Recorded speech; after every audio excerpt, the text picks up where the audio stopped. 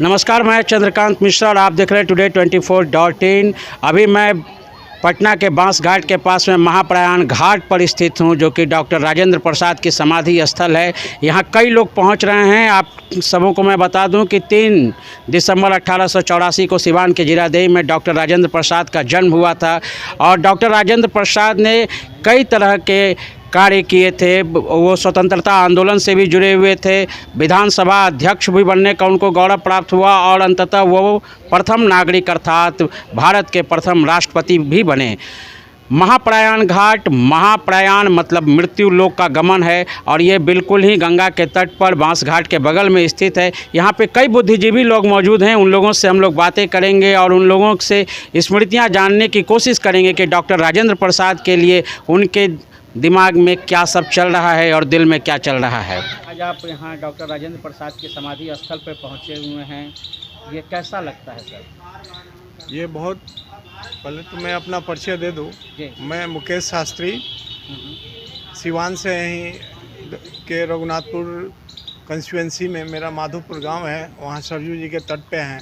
सिवान में जीरादेई में हमारे प्रथम देश के राष्ट्रपति आदरणीय स्वर्गीय श्री राजेंद्र बाबू का वहाँ पे गृह है, निवास है। ये हम लोग के लिए बहुत ही सौभाग्य की बात है कि हमारे ही ज़िला से वो मतलब उनका जन्म और गृह दोनों है और हम लोग इससे काफ़ी उत्साहित रहते हैं। ऐसे तो देश दुनिया में बहुत नाम किए हैं और ये जब तक धरती रहेगी तब तक डॉक्टर राजेंद्र प्रसाद अमर रहेंगे, इसमें कोई संशय की बात नहीं है। आज उनकी 138वीं जयंती है, जिस पे सारे लोग, गणमान्य लोग आज सुबह पाटलिपुत्रा के गंगा तट पे उनका जो बना हुआ है समाधि स्थल, वहाँ पे पुष्पांजलि हुई और ये हम लोग यहाँ पे आए थे। बहुत अच्छा लगा कि 138वीं जयंती पे हम लोग पुष्प चढ़ाने का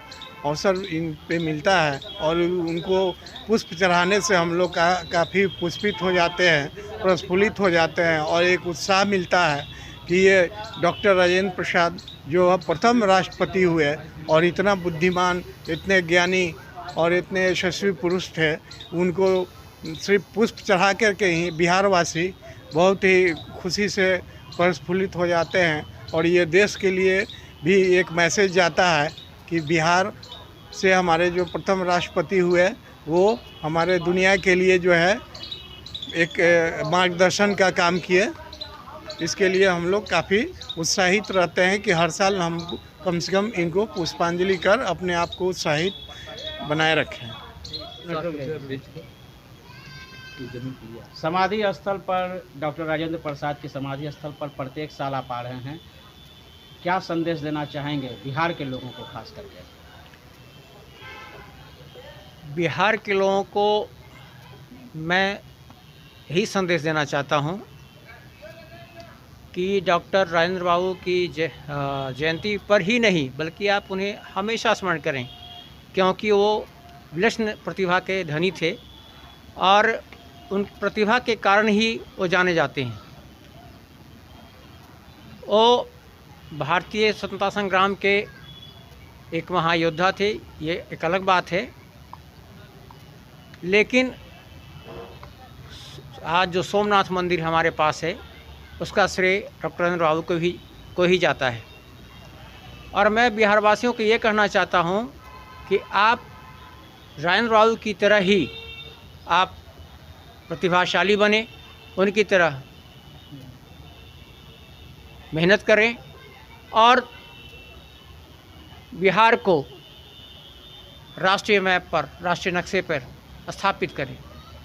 ऐसे तो बिहार का इतिहास काफ़ी गौरवपूर्ण रहा है, लेकिन कहीं कोई फुल स्टॉप नहीं लगता है, ये निरंतर बढ़ता रहता है। तो मैं यही चाहूँगा कि ये विकास गौरव की ओर हमेशा बढ़ता रहे। और डॉक्टर पुरुषोत्तम कुमार। डॉक्टर राजेंद्र प्रसाद, क्या सब स्मृतियाँ हैं? राजेंद्र बाबू की स्मृतियाँ तो अनेकों हैं। इनके कारण ये एकमात्र ऐसे व्यक्ति थे जो कांग्रेस जैसे घटिया दल में होते हुए भी बेहतर थे। जो धर्मद्रोही पार्टी में रहते हुए धर्म की बात करने वाले व्यक्ति थे वो डॉक्टर राजेंद्र प्रसाद थे। डॉक्टर राजेंद्र प्रसाद अगर नहीं होते तो शायद सोमनाथ का मंदिर कभी नहीं बन पाता, क्योंकि तत्कालीन प्रधानमंत्री ने कई बार कोशिश किया कि वो मंदिर का शिलान्यास न हो।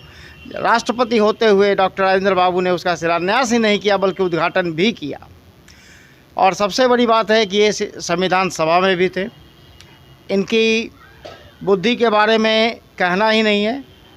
एक बार का वाक़या है, सभी लोग जानते हैं कि एक डॉक्यूमेंट को इन्होंने सिर्फ एक बार देखा था और उसे अंग्रेज़ों ने डिस्ट्रॉय कर दिया और फिर ये हूबहू उसको दोबारा लिख दिए। ऐसी विलक्षण प्रतिभा के धनी थे डॉक्टर राजेंद्र प्रसाद जी। मैंने कांग्रेस जैसी घटिया पार्टी कहने जो कहा, उसके पीछे भी देखिए डॉक्टर राजेंद्र बाबू राष्ट्रपति थे, लेकिन राष्ट्रपति के बाद अंतिम समय में जो कष्ट उन्होंने झेला वो शायद ही कोई झेला होगा। तो इससे कह सकते हैं कि वो दल कितना बड़ा था। राजेंद्र बाबू को, प्रत्येक बिहारियों को हमेशा स्मरण करना चाहिए, इनकी बुद्धि के अनुसार कार्य करना चाहिए और राष्ट्र हित में सदा चिंतन करना चाहिए। यही हमारा सभी लोगों से निवेदन है। डॉक्टर राकेश दत्त मिश्रा, राष्ट्रीय महासचिव, भारतीय जन क्रांति दल।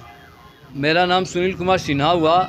मैं भारतीय जन जागृति मंच के राष्ट्रीय अध्यक्ष हूं और जीरादेई सिवान में प्रथम राष्ट्रपति डॉक्टर राजेंद्र प्रसाद अंतर्राष्ट्रीय पुस्तकालय शोध संस्था का संस्थापक और अध्यक्ष भी। तो हमारी जीरादेई में कोई पुस्तकालय का निर्माण आप कर रहे हैं? जी हाँ, वो प्रथम राष्ट्रपति डॉक्टर प्रसाद के नाम से ही मैं कर रहा हूँ। तो क्या वो पूरा हो चुका है या अभी हाँ, बन रहा है? तमाम शर्त प्रक्रिया पूरी कर लिया गया है। प्रथम राष्ट्रपति के घर से 101 मीटर के बाद जो राष्ट्रीय धरोहर है, मैंने उसके लिए ज़मीन लिया और वहाँ के बच्चा सिंह ज़मीन हमको दान में दिए, लेकिन खर्चा तो सर काफ़ी हो चुका और वो राष्ट्रीय धरोहर के 100 मीटर के बाद कोई निर्माण नहीं हो तो उसके निर्माण करने के लिए भारत सरकार से राष्ट्रीय स्मारक प्राधिकरण से लिया जाता है स्वीकृति सर, और हमको 5 साल लगा, लेकिन हमको भारत सरकार ने स्वीकृति दे दी।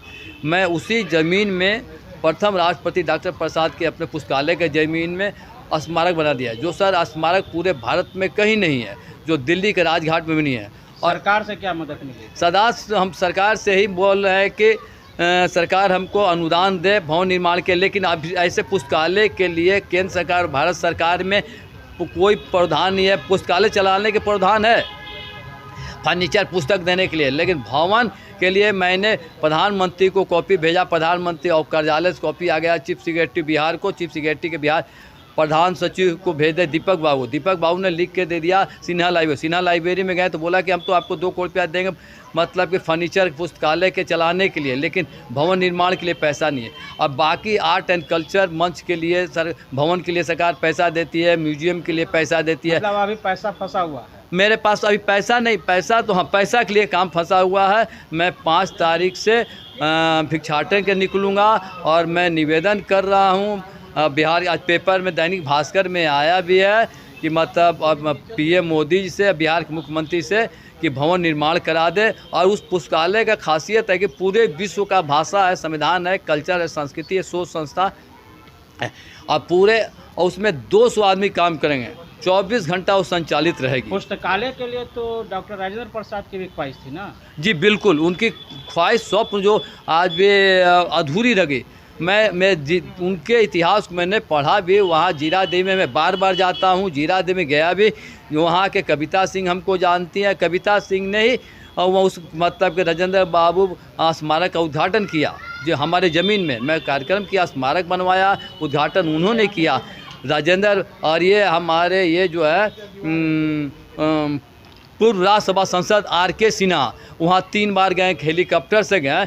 उन्होंने 1 करोड़ रुपया जाने का घोषणा भी किया पुस्तकालय के लिए देंगे, लेकिन आज तक उन्होंने 1 पैसा भी नहीं दिया। मैं रविशंकर बाबू यहाँ पर सांसद से भी निवेदन किया, उन्होंने हमको डांट के भी भगा दिया।